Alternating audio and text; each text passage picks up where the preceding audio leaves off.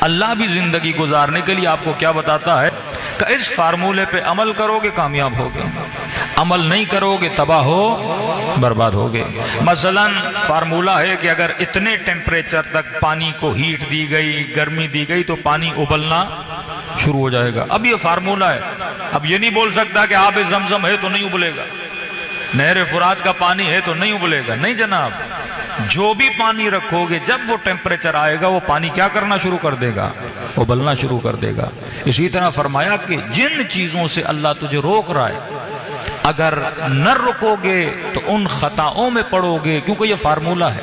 اسلام بھی ایک میتھ ہے، فرامین معصومین بھی کیا ہے؟ میتھ ہے۔ اب اس میں یہ نہیں کہ میں نبی کا بیٹا ہوں، میں نبی کا دوست ہوں تو یہ فارمولہ میرے اوپر نہیں ہے۔ تمہارا تعلق کسی سے بھی ہو، اگر الہی فارمولوں پہ عمل نہیں کرو گے تو ہوگا وہی جو پروردگار عالم نے بتایا ہے۔ مثلا مثال دے رہا ہوں، فرمایا مرد اپنی آنکھوں کو نامحرموں سے بند کریں، عورتوں کو بھی کہا کہ اپنی آنکھوں کو نامحرموں سے کیا کرو؟ بند کرو۔ اب اس کا تعلق اسلام سے نہیں ہے، ایک فارمولہ بتا دیا، اگر فارمولے پہ عمل کرو گے تو بچو گے، اگر فارمولے پہ عمل نہیں کرو گے تو تباہ ہو جاؤ گے۔ اب اس کا تعلق نہ اسلام سے ہے نہ قرآن سے۔ اللہ نے انسان کو دیے دو آنکھیں، صحیح ہے، مثلا اگر یہ دو آنکھیں کسی نامحرم کو دیکھیں گی تو دیکھنے سے ایک ریئیکشن ہوتا ہے، جب بھی کسی کی بھی آنکھ کسی نامحرم کو دیکھے گی تو کیا بنے گا؟ کہتے ہیں یہ دو آنکھیں، یہ سمجھو ایک حسین چہرہ ہے، جیسے آنکھیں چہرے پہ پڑی تو فارمولہ ہے کہ آنکھوں کو کیا کرو؟ جھکا دو، آنکھوں کو کیا کرو؟ بند کرو، کیونکہ اللہ ہر ایکشن کے ریئیکشن کو جانتا ہے۔ کہا پانی کو اتنے ٹیمپریچر پہ نہ رکھنا، ابلنا شروع ہو جائے گا، یہ فارمولہ ہے۔ اب فارمولے پہ عمل نہیں کرو گے تو نقصان کس کا ہوگا؟ تیرا ہوگا۔ اب آنکھیں جیسے کسی چہرے پہ پڑی نامحرم چہرہ، اب اگر اللہ کے فارمولے پہ عمل نہ کیا تو آنکھ جیسے پڑے گی تو سب سے پہلے جو چیز بنتی ہے وہ کیا ہے؟ تعلق ہے۔ تعلق محبت بناتا ہے۔ اب جوان مثلا یونیورسٹی میں گیا پڑھنے کے لیے، باپ نے خرچہ کیا کہ بیٹا جائے پی ایچ ڈی کرے، پروفیسر بنے، کوئی اسکل حاصل کرے، کمائی کرے، اب یہ یونیورسٹی گیا۔ اب اسلامی فارمولہ یہ ہے کہ بندہ کیا نہ کرے؟ نہ دیکھے، نظر پڑے فوراً نظروں کو کیا کرو؟ جھکا دو۔ اب اس نے فارمولے پہ عمل نہیں کیا، پہلا ریئیکشن یہ، جیسے آنکھیں پڑیں گی کیا بنے گا؟ تعلق بنے گا۔ یہ تعلق بننا حتمی ہے، یعنی ممکن نہیں کہ تعلق نہ بنے، وہ قلب میں ایک تعلق بنے گا، ایک حسرت بنے گی۔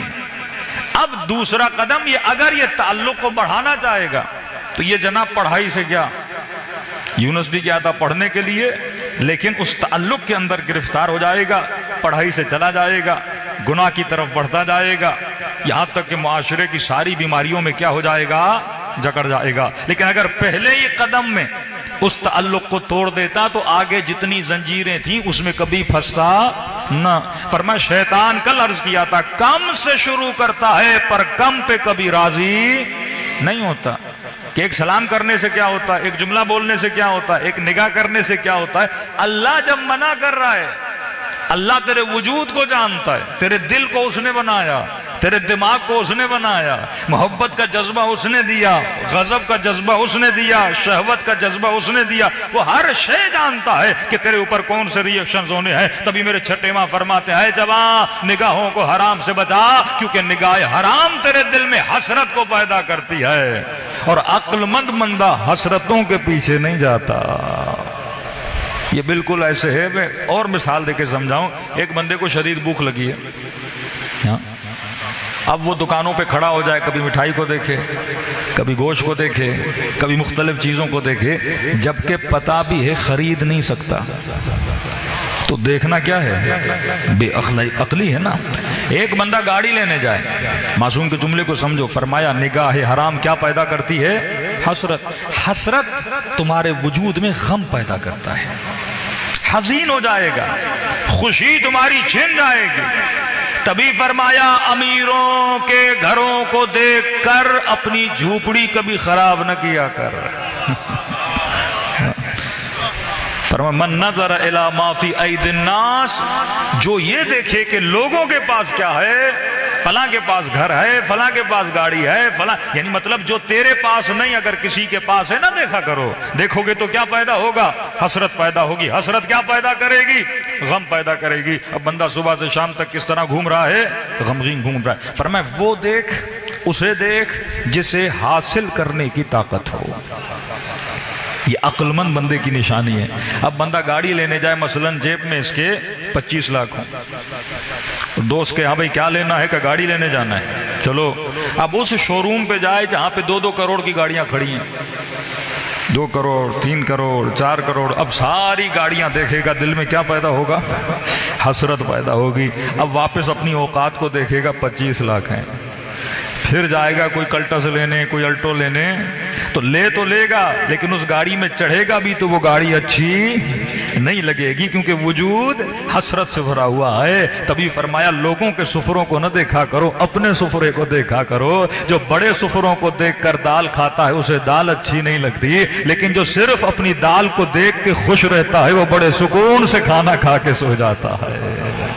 ہاں، عقل مندانہ زندگی گزار، یہ فارمولے جو اہل بیت نے بتائے زندگی گزارنے کے فارمولے ہیں۔ جتنا ہے اس پہ راضی رہ، اللہ نے مزید دیا، اپنے قدم اور آگے بڑھا، ورنہ حسرت پہ، اب یہ حسرت مال کی ہے، یہ حسرت شہوت کی ہے، یہ حسرت شکم کی ہے، ہر چیز کی حسرت ہوتی ہے۔ کئی لوگ شادی کرنے کے بعد بھی خوش نہیں رہتے کیونکہ نگاہ حرام میں مبتلا ہوتے ہیں۔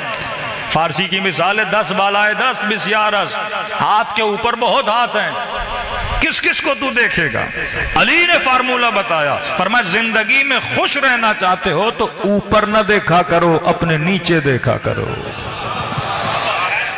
ہمیشہ خوش رہو گے۔ بندے کو ایک بیماری، ارے سارے صحت مند ہیں، میں بیمار کیوں ہوں؟ فرماتے ہیں اگر صحت کی قدر کرنی ہے تو ہاسپٹل جایا کر، بستر پہ سوئے ہوئے مریضوں کو دیکھا کر، پھر قدر ہوگی کہ خدا نے مجھے کیا دی ہے؟ صحت دی ہے۔ جن کے پاس جو ہے وہ دیکھو گے تو حسرت ہوگی، لیکن یہ دیکھو اللہ نے تجھے کیا دیا ہے۔ اور تجھ سے بھی ابتر اتنے لوگ ہیں جن کے پاس کچھ بھی نہیں ہے، پھر اپنی ایک وقت کی روٹی پر بھی خدا کا کیا ادا کرو گے؟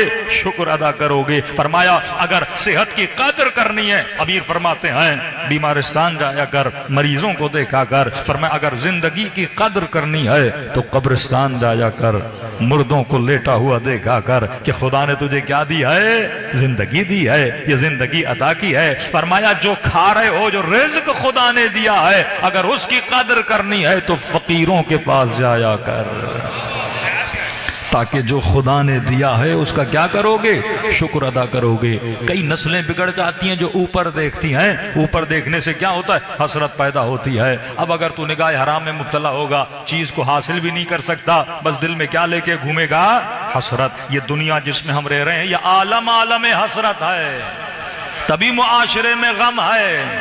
جوان ڈرامہ دیکھے، نوجوان مختلف بڑے بڑے بنگلے دیکھے، گاڑیاں دیکھے، حسین چہرے دیکھے، اس کے دل میں کیا پیدا شیطان کرتا ہے؟ حسرت۔ الذی یوسوس فی صدور الناس من الجنۃ والناس، یہ وسوسے حسرت کے پیدا کرتا ہے اور زندگی کو یأس اور نا امیدی میں بدل دیتا ہے کہ انسان ہمیشہ غمگین رہتا ہے۔ اور معصوم فرماتے ہیں مومن لا خوف علیہم ولا هم یحزنون، اس کے دل میں نہ غم ہوتا ہے، نہ حزن ہوتا ہے، نہ خوف ہوتا ہے۔ خدا مومن کے دل میں سکون نازل کرتا ہے۔ اے بندے خدا، یہ سکون ایک گولی کھانے سے نہیں ملتا، یہ سکون ایک جملہ پڑھنے سے نہیں ملتا، یہ سکون اہل بیت کے بتائے ہوئے فارمولوں پہ جب عمل کرو گے تو دنیا بھی خوش گزرے گی، آخرت بھی خوشی میں گزرے گی۔